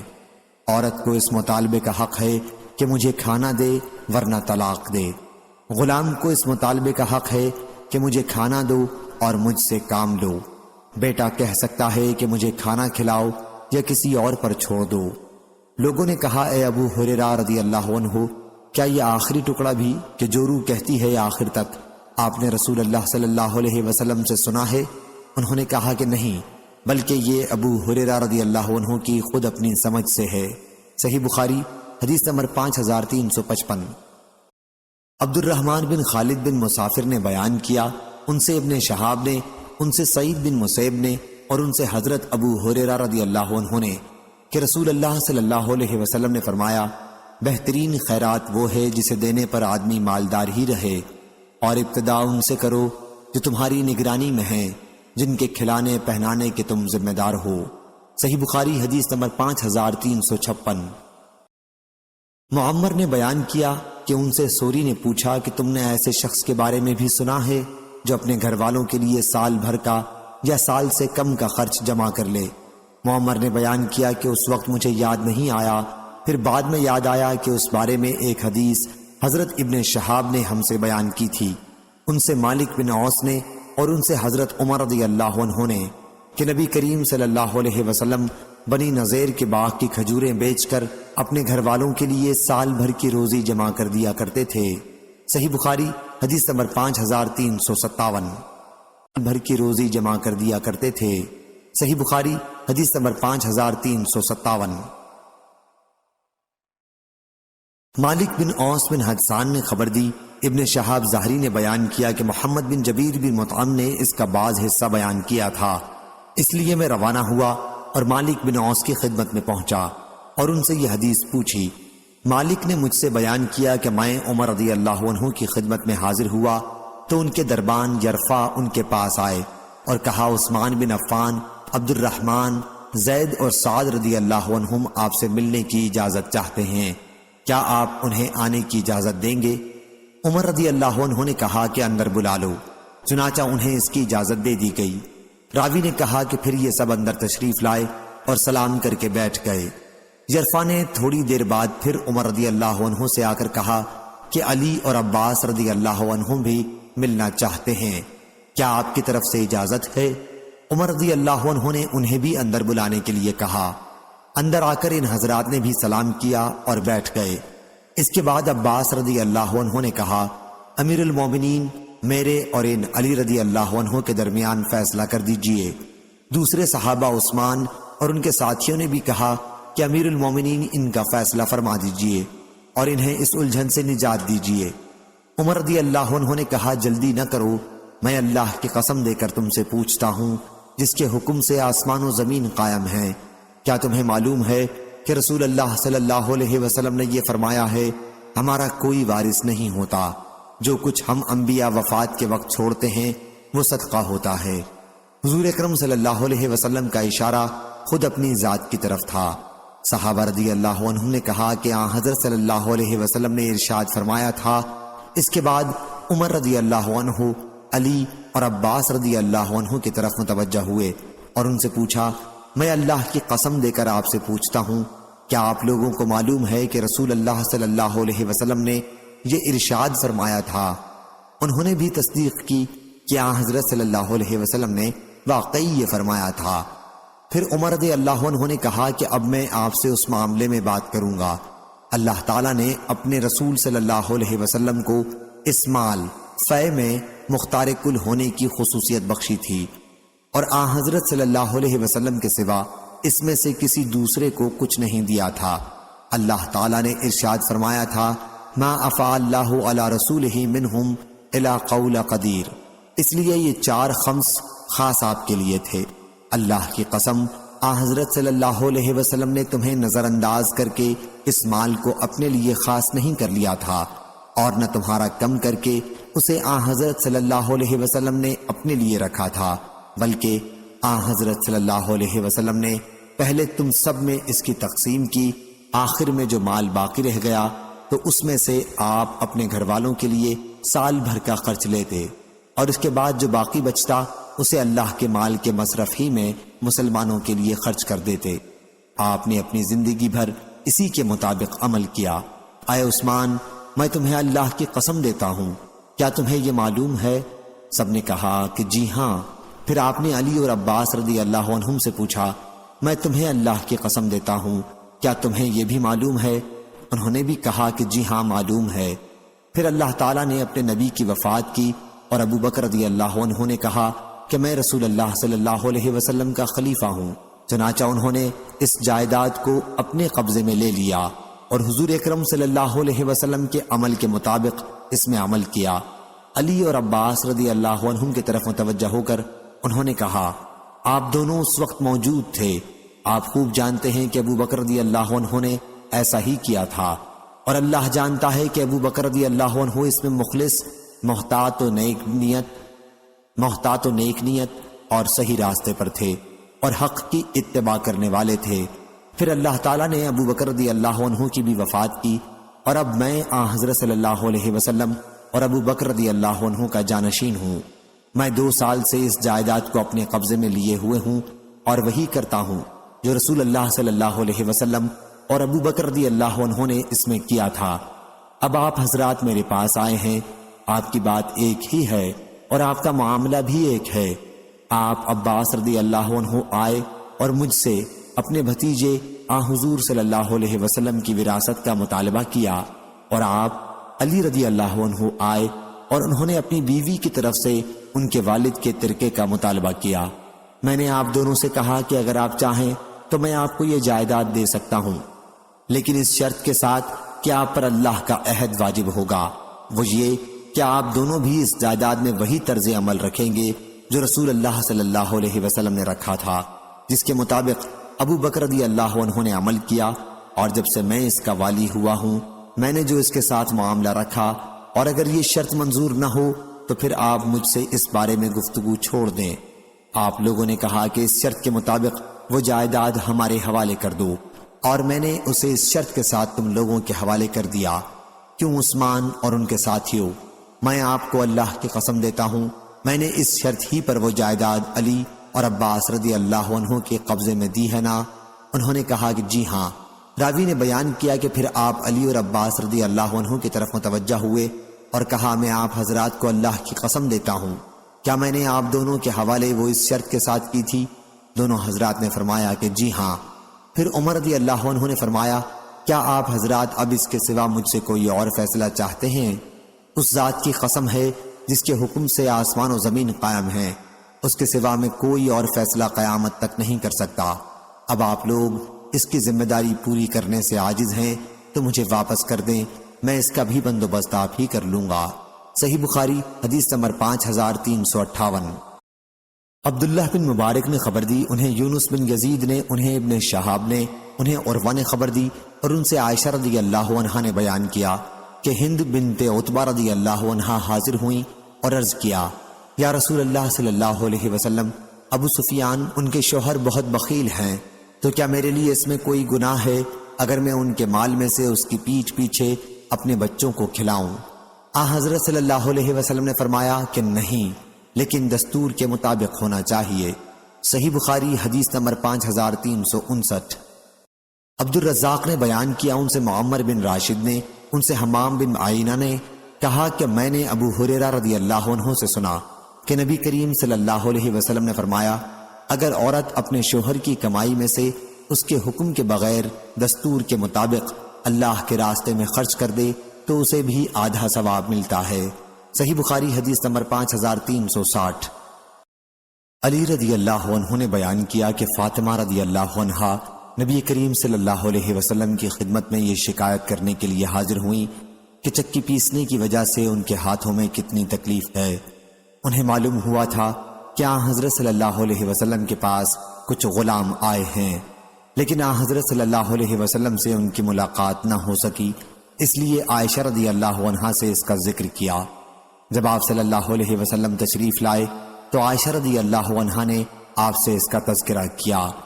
علی رضی اللہ عنہ نے بیان کیا کہ پھر حضور صلی اللہ علیہ وسلم ہمارے یہاں تشریف لائے رات کے وقت، ہم اس وقت اپنے بستروں پر لیٹ چکے تھے، ہم نے اٹھنا چاہا تو آپ نے فرمایا کہ تم دونوں جس طرح تھے اسی طرح رہو۔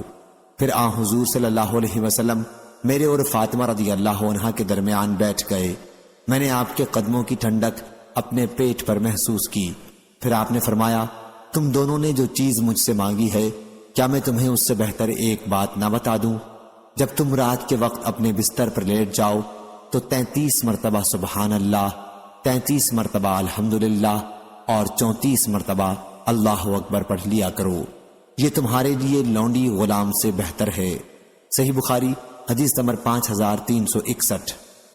عبید اللہ بن ابی یزید نے بیان کیا انہوں نے مجاہد سے سنا، Subscribe انہوں نے my عبد channel الرحمن to بن Red ابی لیلہ سے Hadith سنا، 92. ان سے حضرت علی بن ابی طالب رضی اللہ عنہ بیان کرتے تھے کہ فاطمہ رضی اللہ عنہا رسول اللہ صلی اللہ علیہ وسلم کی خدمت میں حاضر ہوئی تھیں اور آپ صلی اللہ علیہ وسلم سے ایک خادم مانگا تھا۔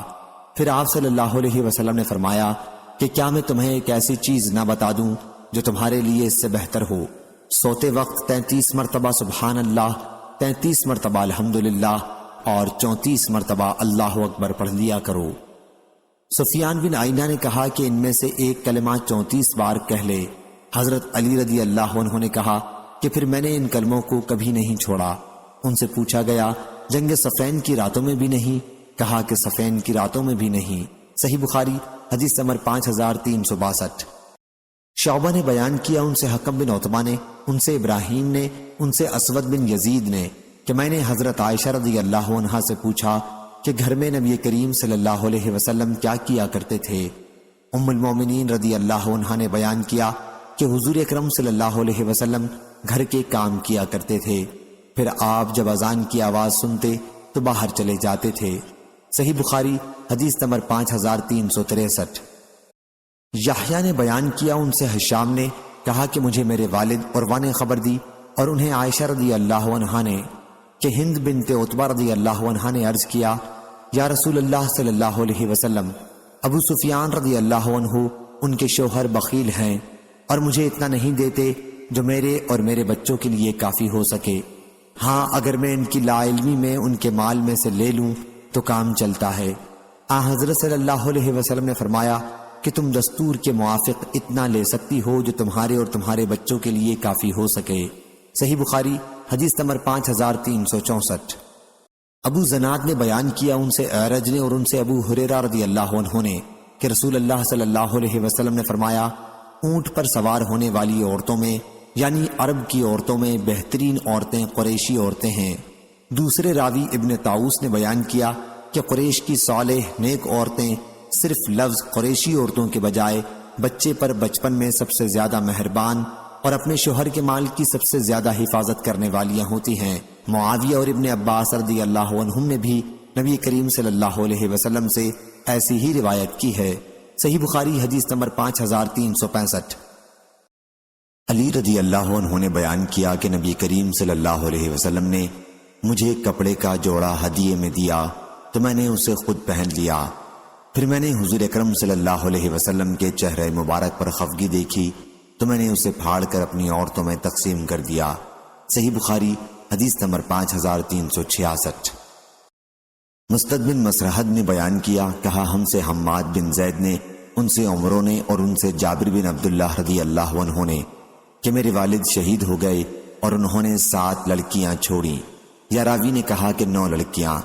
چنانچہ میں نے ایک پہلے کی شادی شدہ عورت سے نکاح کیا۔ رسول اللہ صلی اللہ علیہ وسلم نے مجھ سے دریافت فرمایا جابر تم نے شادی کی ہے؟ میں نے کہا جی ہاں۔ فرمایا کنواری سے یا بیاہی سے؟ میں نے عرض کیا کہ بیاہی سے۔ فرمایا تم نے کسی کنواری لڑکی سے شادی کیوں نہ کی؟ تم اس کے ساتھ کھیلتے اور وہ تمہارے ساتھ کھیلتی، تم اس کے ساتھ ہنسی مذاق کرتے اور وہ تمہارے ساتھ ہنسی کرتی۔ جابر رضی اللہ عنہ نے بیان کیا کہ اس پر میں نے حضرت صلی اللہ علیہ وسلم سے عرض کیا کہ عبداللہ میرے والد شہید ہو گئے اور انہوں نے کئی لڑکیاں چھوڑی ہیں، اس لیے میں نے یہ پسند نہیں کیا کہ ان کے پاس انہی جیسی لڑکی بیاہ لاؤں، اس لیے میں نے ایک ایسی عورت سے شادی کی ہے جو ان کی دیکھ بھال کر سکے اور ان کی اصلاح کا خیال رکھے۔ حضرت صلی اللہ علیہ وسلم نے اس پر فرمایا اللہ تمہیں برکت دے۔ یا راوی کو شک تھا، حضرت صلی اللہ علیہ وسلم نے خیرہ فرمایا یعنی اللہ تم کو خیر عطا کرے۔ صحیح بخاری حدیث نمبر 5367۔ حضرت ابو ہریرہ رضی اللہ عنہ نے بیان کیا کہ نبی کریم صلی اللہ علیہ وسلم کی خدمت میں ایک صحابہ آئے اور کہا کہ میں تو ہلاک ہو گیا۔ حضرت صلی اللہ علیہ وسلم نے فرمایا آخر بات کیا ہوئی؟ انہوں نے کہا کہ میں نے اپنی بیوی سے رمضان میں ہم بستری کر لی۔ حضرت صلی اللہ علیہ وسلم نے فرمایا پھر ایک غلام آزاد کر دو، یہ کفارہ ہو جائے گا۔ انہوں نے عرض کیا کہ میرے پاس کچھ نہیں ہے۔ حضرت صلی اللہ علیہ وسلم نے فرمایا پھر 2 مہینے متواتر روزے رکھ لو۔ انہوں نے کہا کہ مجھ میں اس کی بھی طاقت نہیں ہے۔ حضرت صلی اللہ علیہ وسلم نے فرمایا کہ پھر 60 مسکینوں کو کھانا کھلاؤ۔ انہوں نے کہا کہ اتنا میرے پاس سامان بھی نہیں ہے۔ اس کے بعد آپ کے پاس ایک ٹوکرا لایا گیا جس میں کھجوریں تھیں۔ آپ صلی اللہ علیہ وسلم نے دریافت فرمایا کہ مسئلہ پوچھنے والا کہاں ہے؟ ان صاحب نے عرض کیا میں یہاں حاضر ہوں۔ آپ صلی اللہ علیہ وسلم نے فرمایا لو اسے اپنی طرف سے صدقہ کر دینا۔ انہوں نے کہا اپنے سے زیادہ ضرورت مند پر؟ یا رسول اللہ صلی اللہ علیہ وسلم، اس ذات کی قسم جس نے آپ کو حق کے ساتھ بھیجا ہے، ان دونوں پتھریلے میدانوں کے درمیان کوئی گھرانہ ہم سے زیادہ محتاج نہیں ہے۔ اس پر حضرت صلی اللہ علیہ وسلم ہنسے اور آپ کے مبارک دانت دکھائی دینے لگے اور فرمایا پھر تم ہی اس کے زیادہ مستحق ہو۔ صحیح بخاری حدیث نمبر 5368۔ ام سلمہ رضی اللہ عنہا نے بیان کیا میں نے عرض کیا یا رسول اللہ صلی اللہ علیہ وسلم، کیا مجھے ابو سلمہ رضی اللہ عنہ ان کے پہلے شوہر کے لڑکوں کے بارے میں ثواب ملے گا اگر میں ان پر خرچ کروں؟ میں انہیں اس محتاجی میں دیکھ نہیں سکتی، وہ میرے بیٹے ہی تو ہیں۔ حضرت صلی اللہ علیہ وسلم نے فرمایا کہ ہاں، تمہیں ہر اس چیز کا ثواب ملے گا جو تم ان پر خرچ کرو گی۔ صحیح بخاری حدیث نمبر 5369۔ عائشہ رضی اللہ عنہا نے بیان کیا کہ ہند رضی اللہ عنہا نے عرض کیا یا رسول اللہ صلی اللہ علیہ وسلم، ابو سفیان رضی اللہ عنہ بخیل ہیں، اگر میں ان کے مال میں سے اتنا ان سے پوچھے بغیر لے لیا کروں جو میرے اور میرے بچوں کو کافی ہو تو کیا اس میں کوئی گناہ ہے؟ حضرت صلی اللہ علیہ وسلم نے فرمایا کہ دستور کے مطابق لے لیا کرو۔ صحیح بخاری حدیث نمبر 5370۔ ابو ہریرہ رضی اللہ عنہ نے بیان کیا کہ رسول اللہ صلی اللہ علیہ وسلم کے پاس جب کسی ایسے شخص کا جنازہ لایا جاتا جس پر قرض ہوتا تو آپ دریافت فرماتے کہ مرنے والے نے قرض کی ادائیگی کے لیے ترکہ چھوڑا ہے یا نہیں۔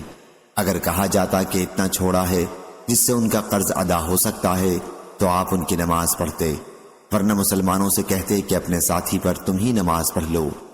پھر جب اللہ تعالیٰ نے حضور صلی اللہ علیہ وسلم پر فتوحات کے دروازے کھول دیے تو فرمایا کہ میں مسلمانوں سے ان کی خود اپنی ذات سے بھی زیادہ قریب ہوں، اس لیے ان کے مسلمانوں میں سے جو کوئی وفات پائے اور قرض چھوڑے تو اس کی ادائیگی کی ذمہ داری میری ہے، اور جو کوئی مال چھوڑے وہ اس کے ورثاء کا ہے۔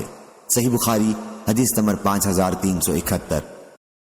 ابو سلمہ کی صاحبزادی زینب نے خبر دی کہ نبی کریم صلی اللہ علیہ وسلم کی زوجہ مطہرہ ام حبیبہ رضی اللہ عنہا نے بیان کیا کہ میں نے عرض کیا یا رسول اللہ صلی اللہ علیہ وسلم، میری بہن عزہ بنت ابی سفیان سے نکاح کر لیجئے۔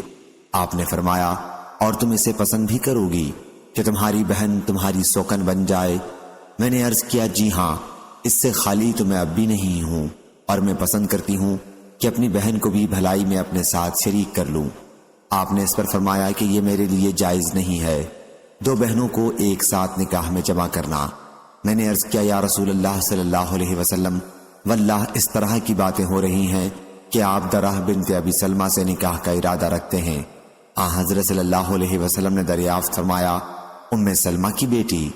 جب میں نے عرض کیا جی ہاں تو آپ نے فرمایا اگر وہ میری پرورش میں نہ ہوتی جب بھی وہ میرے لیے حلال نہیں تھی، وہ تو میرے رضائی بھائی کی لڑکی ہے، مجھے اور ابو سلمہ کو صوبیہ نے دودھ پلایا تھا، پس تم میرے لیے اپنی لڑکیوں اور بہنوں کو نہ پیش کیا کرو۔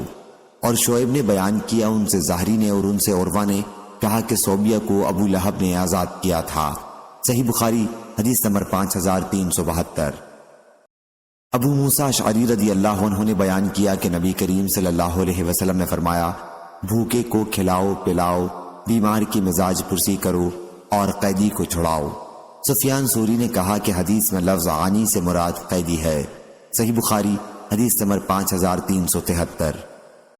ابو ہریرہ رضی اللہ عنہ نے بیان کیا کہ حضور اکرم صلی اللہ علیہ وسلم کی وفات تک آل محمد صلی اللہ علیہ وسلم پر کبھی ایسا زمانہ نہیں گزرا کہ کچھ دن برابر انہوں نے پیٹ بھر کر کھانا کھایا ہو، اور اسی سند سے۔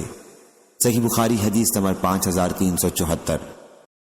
ابو ہریرہ رضی اللہ عنہ نے بیان کیا کہ فاقے کی وجہ سے میں سخت مشقت میں مبتلا تھا، پھر میری ملاقات عمر بن خطاب رضی اللہ عنہ سے ہوئی اور ان سے میں نے قرآن مجید کی ایک آیت پڑھنے کے لیے کہا۔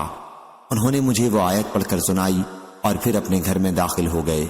اس کے بعد میں بہت دور تک چلتا رہا، آخر مشقت اور بھوک کی وجہ سے میں منہ کے بل گر پڑا۔ اچانک میں نے دیکھا کہ رسول اللہ صلی اللہ علیہ وسلم میرے سر کے پاس کھڑے ہیں۔ حضرت صلی اللہ علیہ وسلم نے فرمایا، اے ابو ہریرہ رضی اللہ عنہ۔ میں نے کہا، حاضر ہوں یا رسول اللہ صلی اللہ علیہ وسلم، تیار ہوں۔ پھر حضرت صلی اللہ علیہ وسلم نے میرا ہاتھ پکڑ کر مجھے کھڑا کیا۔ آپ سمجھ گئے کہ میں کسی تکلیف میں مبتلا ہوں۔ پھر آپ مجھے اپنے گھر لے گئے اور میرے لیے دودھ کا ایک بڑا پیالہ منگوایا۔ میں نے اس میں سے دودھ پیا۔ حضرت صلی اللہ علیہ وسلم نے فرمایا، دوبارہ پیو ابو ہریرہ۔ میں نے دوبارہ پیا۔ حضرت صلی اللہ علیہ وسلم نے فرمایا، اور پیو۔ میں نے اور پیا، یہاں تک کہ میرا پیٹ بھی پیالے کی طرح بھرپور ہو گیا۔ ابو ہریرہ رضی اللہ عنہ نے بیان کیا کہ پھر میں عمر رضی اللہ عنہ سے ملا اور ان سے اپنا سارا واقعہ بیان کیا اور کہا کہ اے عمر رضی اللہ عنہ، اللہ تعالیٰ نے اسے اس ذات کے ذریعے پورا کرا دیا جو آپ سے زیادہ مستحق تھی۔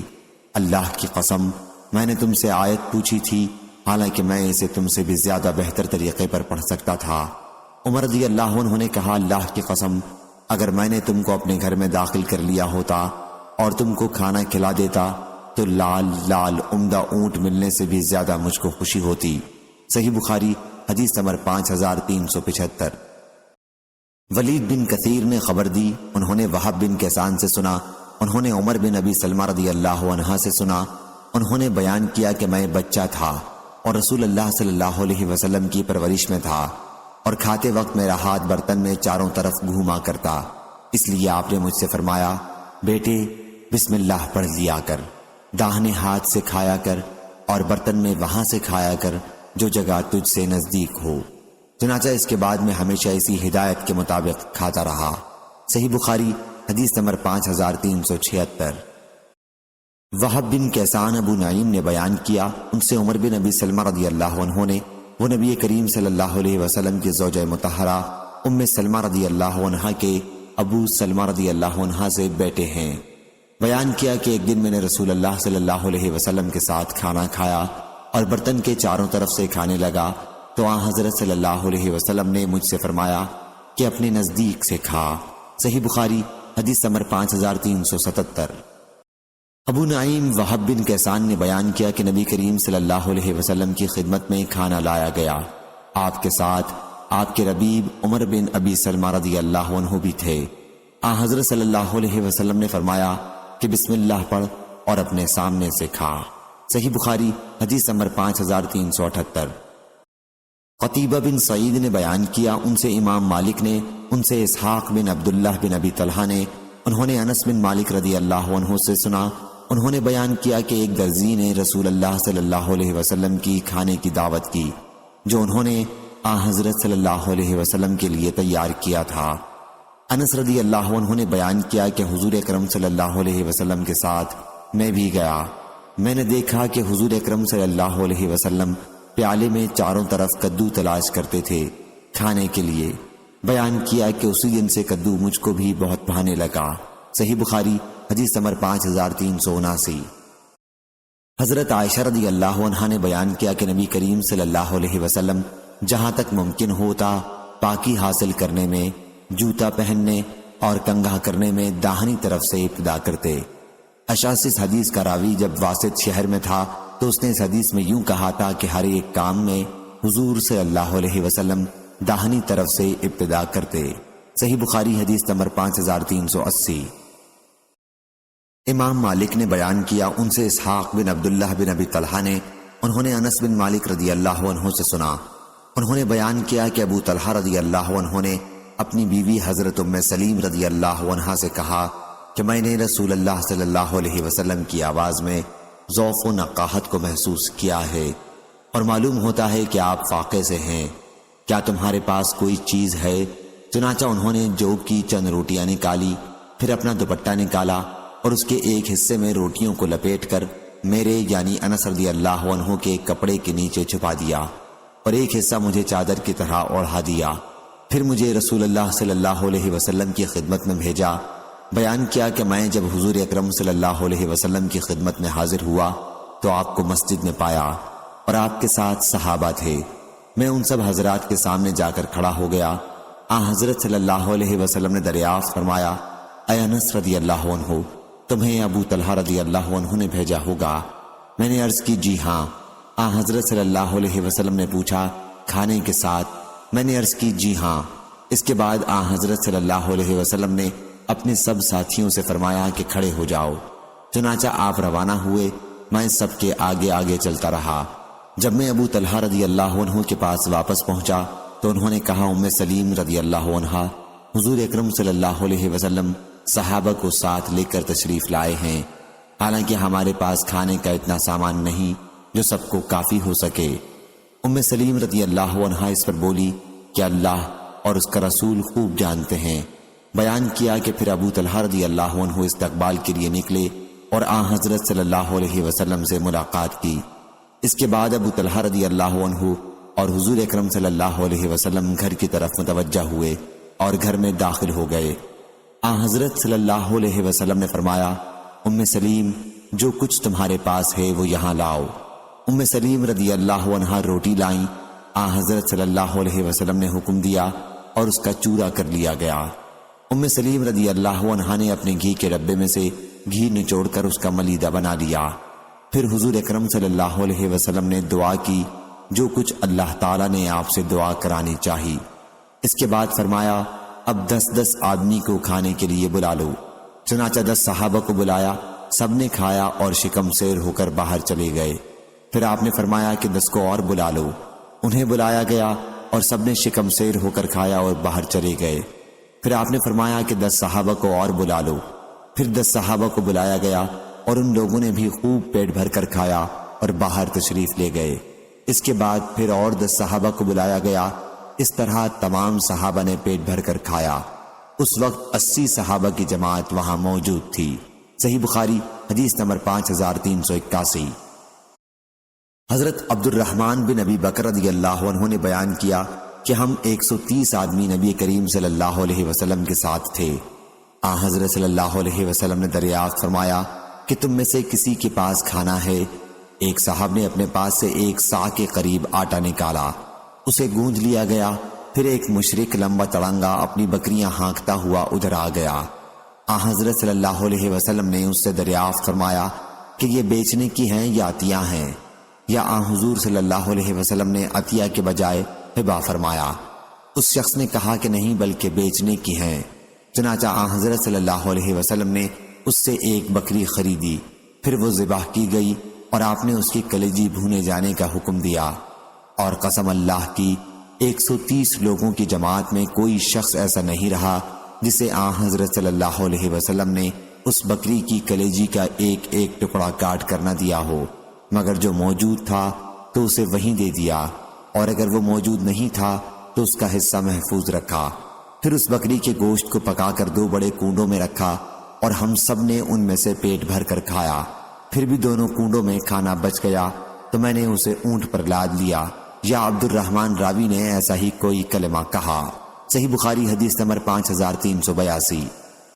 منصور بن عبد الرحمن نے بیان کیا، ان سے ان کی والدہ صفیہ بنت شیبہ نے اور ان سے حضرت عائشہ رضی اللہ عنہا نے کہ نبی کریم صلی اللہ علیہ وسلم کی وفات ہوئی، ان دنوں ہم پانی اور کھجور سے سیر ہو جانے لگے تھے۔ صحیح بخاری حدیث نمبر 5383۔ سوید بن نعمان رضی اللہ عنہ نے بیان کیا کہ ہم رسول اللہ صلی اللہ علیہ وسلم کے ساتھ خیبر کی طرف سن 7 ہجری میں نکلے۔ جب ہم مقام صحابہ پر پہنچے، یحییٰ نے بیان کیا کہ صحابہ خیبر سے دوپہر کی راہ پر ہے، تو اس وقت حضور اکرم صلی اللہ علیہ وسلم نے کھانا طلب فرمایا، لیکن ستو کے سوا اور کوئی چیز نہیں لائی گئی۔ پھر ہم نے اسی کو سوکھا پھانک لیا۔ پھر حضرت صلی اللہ علیہ وسلم نے پانی طلب فرمایا اور کلی کی، ہم نے بھی کلی کی۔ اس کے بعد آپ نے ہمیں مغرب کی نماز پڑھائی اور وضو نہیں کیا، مغرب کے لیے کیونکہ پہلے سے باوضو تھے۔ سفیان نے بیان کیا کہ میں نے یحییٰ سے اس حدیث میں یوں سنا کہ آپ نے نہ ستو کھاتے وقت وضو کیا نہ کھانے سے فارغ ہو کر۔ صحیح بخاری حدیث نمبر 5384۔ حمام نے بیان کیا، ان سے قتادہ نے کہا کہ ہم حضرت انس رضی اللہ عنہ کی خدمت میں بیٹھے ہوئے تھے، اس وقت ان کا روٹی پکانے والا خادم بھی موجود تھا۔ انہوں نے کہا کہ نبی کریم صلی اللہ علیہ وسلم نے کبھی چپاتی میدے کی روٹی نہیں کھائی اور نہ ساری دم پختہ بکری کھائی یہاں تک کہ آپ اللہ سے جا ملے۔ صحیح بخاری حدیث نمبر 5385۔ حضرت انس رضی اللہ عنہ نے بیان کیا کہ میں نہیں جانتا کہ نبی کریم صلی اللہ علیہ وسلم نے کبھی تشتری رکھ کر ایک وقت مختلف قسم کا کھانا کھایا ہو، اور نہ کبھی آپ نے پتلی روٹیاں چپاتیاں کھائیں اور نہ کبھی آپ نے میز پر کھایا۔ قتادہ سے پوچھا گیا کہ پھر کس چیز پر آپ کھاتے تھے؟ کہا کہ آپ سفرہ عام دسترخوان پر کھانا کھایا کرتے تھے۔ صحیح بخاری حدیث نمبر 5386۔ حمید نے خبر دی اور انہوں نے حضرت انس رضی اللہ عنہ سے سنا۔ انہوں نے بیان کیا کہ نبی کریم صلی اللہ علیہ وسلم نے حضرت صفیہ رضی اللہ عنہا سے نکاح کے بعد ان کے ساتھ راستے میں قیام کیا، اور میں نے مسلمانوں کو آپ کے ولیمے کی دعوت میں بلایا۔ حضرت صلی اللہ علیہ وسلم نے دسترخوان بچھانے کا حکم دیا اور وہ بچھایا گیا، پھر آپ نے اس پر کھجور، پنیر اور گھی ڈال دیا۔ اور عمرو بن ابی عمرو نے کہا ان سے حضرت انس رضی اللہ عنہ نے کہ حضور اکرم صلی اللہ علیہ وسلم نے حضرت صفیہ رضی اللہ عنہا کے ساتھ صحبت کی، پھر ایک چمڑے کے دسترخوان پر کھجور، گھی، پنیر ملا کر بنا ہوا حلوہ رکھا۔ صحیح بخاری حدیث نمبر 5387۔ وہب بن کیسان نے بیان کیا کہ اہل شام حجاج بن یوسف کے فوجی شام کے لوگ حضرت عبداللہ بن زبیر رضی اللہ عنہ کو آر دلانے کے لیے کہنے لگے، یا ابن ذات النطاقین، اے دو کمر بند والے کی بیٹی اور ان کی والدہ حضرت اسما رضی اللہ عنہا نے کہا، اے بیٹے، یہ تمہیں دو کمر بند والی کی آر دلاتے ہیں۔ تمہیں معلوم ہے وہ کمر بند کیا تھے؟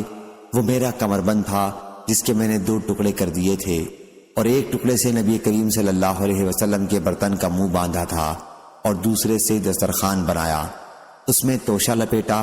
وہب نے بیان کیا کہ پھر جب حضرت عبداللہ بن زبیر رضی اللہ عنہ کو اہل شام 2 کمر بند والی کی آر دلاتے تھے تو وہ کہتے، ہاں اللہ کی قسم یہ بے شک سچ ہے، اور وہ یہ مصرع پڑھتے، تلک شکات ظاہر عن کا آرہا، یہ تو ویسا تانا ہے جس میں کچھ عیب نہیں ہے۔ صحیح بخاری حدیث نمبر 5388۔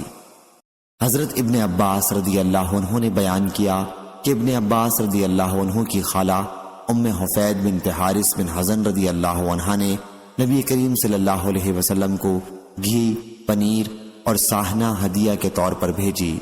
حضرت صلی اللہ علیہ وسلم نے عورتوں کو بلایا اور انہوں نے آپ کے دسترخوان پر ساہنہ کو کھایا، لیکن آپ نے اسے ہاتھ نہیں لگایا جیسے آپ اسے ناپسند کرتے ہیں، لیکن اگر ساہنہ حرام ہوتا تو آپ کے دسترخوان پر کھایا نہ جاتا اور نہ آپ انہیں کھانے کے لیے فرماتے۔ صحیح بخاری حدیث نمبر 5389۔ سوید بن نعمان رضی اللہ عنہ نے خبر دی کہ وہ نبی کریم صلی اللہ علیہ وسلم کے ساتھ مقام صحابہ میں تھے۔ وہ خیبر سے ایک منزل پر ہے۔ نماز کا وقت قریب تھا تو حضرت صلی اللہ علیہ وسلم نے کھانا طلب فرمایا، لیکن ستو کے سوا اور کوئی چیز نہیں لائی گئی۔ آخر حضرت صلی اللہ علیہ وسلم نے اس کو پھانک لیا اور ہم نے بھی پھانکا۔ پھر آپ نے پانی طلب فرمایا اور کلی کی۔ اس کے بعد آپ نے نماز پڑھائی اور ہم نے بھی آپ کے ساتھ نماز پڑھی، اور آپ نے اس نماز کے لیے نیا وضو نہیں کیا۔ صحیح بخاری حدیث نمبر 5390۔ حضرت ابن عباس رضی اللہ عنہ نے خبر دی اور انہیں حضرت خالد بن ولید رضی اللہ عنہ نے، جو سیف اللہ کی تلوار کے لقب سے مشہور ہیں، خبر دی کہ وہ رسول اللہ صلی اللہ علیہ وسلم کے ساتھ ام المومنین حضرت میمونہ رضی اللہ عنہا کے گھر میں داخل ہوئے۔ ام المومنین ان کی اور ابن عباس رضی اللہ عنہ کی خالہ ہیں۔ ان کے یہاں بھنا ہوا ساہنہ موجود تھا جو ان کی بہن حفیدہ بنت حارث رضی اللہ عنہا نجد سے لائی تھیں۔ انہوں نے وہ بھنا ہوا ساہنہ حضور اکرم صلی اللہ علیہ وسلم کی خدمت میں پیش کیا۔ ایسا بہت کم ہوتا تھا کہ حضور اکرم صلی اللہ علیہ وسلم کسی کھانے کے لیے اس وقت تک ہاتھ بڑھائیں جب تک آپ کو اس کے متعلق بتا نہ دیا جائے کہ یہ فلانا کھانا ہے، لیکن اس دن آپ نے بھنے ہوئے ساہنے کے گوشت کی طرف ہاتھ بڑھایا۔ اتنے میں وہاں موجود عورتوں میں سے ایک عورت نے کہا، کیا حضرت صلی اللہ علیہ وسلم کو بتا کیوں نہیں دیتی کہ اس وقت آپ کے سامنے جو تم نے پیش کیا ہے وہ ساہنہ ہے؟ یا رسول اللہ، یہ سن کر آپ نے اپنا ہاتھ ساہنہ سے ہٹا لیا۔ حضرت خالد بن ولید رضی اللہ عنہ بولے کہ یا رسول اللہ صلی اللہ علیہ وسلم، کیا ساہنہ حرام ہے؟ آپ نے فرمایا کہ نہیں، لیکن یہ میرے ملک میں چونکہ نہیں پایا جاتا اس لیے طبیعت پسند نہیں کرتی۔ حضرت خالد رضی اللہ عنہ نے بیان کیا کہ پھر میں نے اسے اپنی طرف کھینچ لیا اور اسے کھایا۔ اس وقت حضور اکرم صلی اللہ علیہ وسلم مجھے دیکھ رہے تھے۔ صحیح بخاری حدیث نمبر 5391۔ امام مالک نے خبر دی، دوسری سند امام بخاری نے کہا کہ ہم سے اسماعیل بن ابی اویس نے بیان کیا، کہا کہ مجھ سے امام مالک نے بیان کیا، ان سے ابو زناد نے، ان سے اعرج نے، اور ان سے حضرت ابو ہریرہ رضی اللہ عنہ نے بیان کیا کہ رسول اللہ صلی اللہ علیہ وسلم نے فرمایا، 2 آدمیوں کا کھانا 3 کے لیے کافی ہے اور 3 کا 4 کے لیے کافی ہے۔ صحیح بخاری حدیث نمبر 5392۔ نافع نے بیان کیا کہ ابن عمر رضی اللہ عنہ اس وقت تک کھانا نہیں کھاتے تھے جب تک ان کے ساتھ کھانے کے لیے کوئی مسکین نہ لایا جاتا۔ ایک مرتبہ میں ان کے ساتھ کھانے کے لیے ایک شخص کو لایا کہ اس نے بہت زیادہ کھانا کھایا۔ بعد میں حضرت ابن عمر رضی اللہ عنہ نے کہا کہ آئندہ اس شخص کو میرے ساتھ کھانے کے لیے نہ لانا۔ میں نے نبی کریم صلی اللہ علیہ وسلم سے سنا ہے کہ مومن ایک آنت میں کھاتا اور کافر 7 آنتیں بھر لیتا ہے۔ صحیح بخاری حدیث نمبر 5393۔ حضرت ابن عمر رضی اللہ عنہ نے بیان کیا کہ رسول اللہ صلی اللہ علیہ وسلم نے فرمایا، مومن ایک آنت میں کھاتا ہے، اور کافر یا منافق عبدہ نے کہا کہ مجھے یقین نہیں ہے کہ ان میں سے کس کے متعلق عبید اللہ نے بیان کیا کہ وہ 7 آنتیں بھر لیتا ہے، اور ابن بکیر نے بیان کیا، ان سے امام مالک نے بیان کیا، ان سے نافع نے، ان سے ابن عمر رضی اللہ عنہ نے، اور ان سے نبی کریم صلی اللہ علیہ وسلم نے اسی حدیث کی طرح بیان فرمایا۔ صحیح بخاری حدیث نمبر 5394۔ سفیان بن عینہ نے بیان کیا، ان سے عمرو بن دینار نے کہ ابو نہیک بڑے کھانے والے آدمی تھے، ان سے حضرت عبداللہ بن عمر رضی اللہ عنہ نے کہا کہ رسول اللہ صلی اللہ علیہ وسلم نے فرمایا ہے کہ کافر 7 آنتوں میں کھاتا ہے۔ ابو نہیک نے اس پر عرض کیا کہ میں اللہ اور اس کے رسول پر ایمان رکھتا ہوں۔ صحیح بخاری حدیث نمبر 5395۔ حضرت ابو ہریرہ رضی اللہ عنہ نے بیان کیا کہ رسول اللہ صلی اللہ علیہ وسلم نے فرمایا، مسلمان ایک آنت میں کھاتا ہے اور کافر 7 آنتوں میں کھاتا ہے۔ صحیح بخاری حدیث نمبر 5396۔ ابو حازم نے بیان کیا اور ان سے حضرت ابو ہریرہ رضی اللہ عنہ نے کہ ایک صاحب بہت زیادہ کھانا کھایا کرتے تھے، پھر وہ اسلام لائے تو کم کھانے لگے۔ اس کا ذکر رسول اللہ صلی اللہ علیہ وسلم سے کیا گیا تو آپ نے فرمایا کہ مومن ایک آنت میں کھاتا ہے اور کافر 7 آنتوں میں کھاتا ہے۔ صحیح بخاری حدیث نمبر 5397۔ مسعر نے بیان کیا، ان سے علی بن اقمر نے کہ میں نے ابو حذیفہ رضی اللہ عنہ سے سنا، انہوں نے بیان کیا کہ رسول اللہ صلی اللہ علیہ وسلم نے فرمایا، میں ٹیک لگا کر نہیں کھاتا۔ صحیح بخاری حدیث نمبر 5398۔ ابو جحیفہ رضی اللہ عنہ نے بیان کیا کہ میں نبی کریم صلی اللہ علیہ وسلم کی خدمت میں حاضر تھا، آپ نے ایک صحابی سے جو آپ کے پاس موجود تھے فرمایا کہ میں ٹیک لگا کر نہیں کھاتا۔ صحیح بخاری حدیث نمبر 5399۔ خالد بن ولید رضی اللہ عنہ نے بیان کیا کہ نبی کریم صلی اللہ علیہ وسلم کے لیے بھنا ہوا ساہنہ پیش کیا گیا تو آپ اسے کھانے کے لیے متوجہ ہوئے، اسی وقت آپ کو بتایا گیا کہ یہ ساہنہ ہے تو آپ نے اپنا ہاتھ روک لیا۔ حضرت خالد رضی اللہ عنہ نے پوچھا، کیا یہ حرام ہے؟ فرمایا کہ نہیں، لیکن چونکہ یہ میرے ملک میں نہیں ہوتا اس لیے طبیعت اسے گوارا نہیں کرتی۔ پھر خالد بن ولید رضی اللہ عنہ نے اسے کھایا اور نبی کریم صلی اللہ علیہ وسلم دیکھ رہے تھے۔ امام مالک نے ابن شہاب سے ذب محنود یعنی بھنا ہوا ساہنہ ذب مشوہ کی جگہ محنوز نقل کیا، دونوں لفظوں کا ایک معنی ہے۔ صحیح بخاری Hello حدیث number friends, subscribe my 5400۔ channel Hotties92.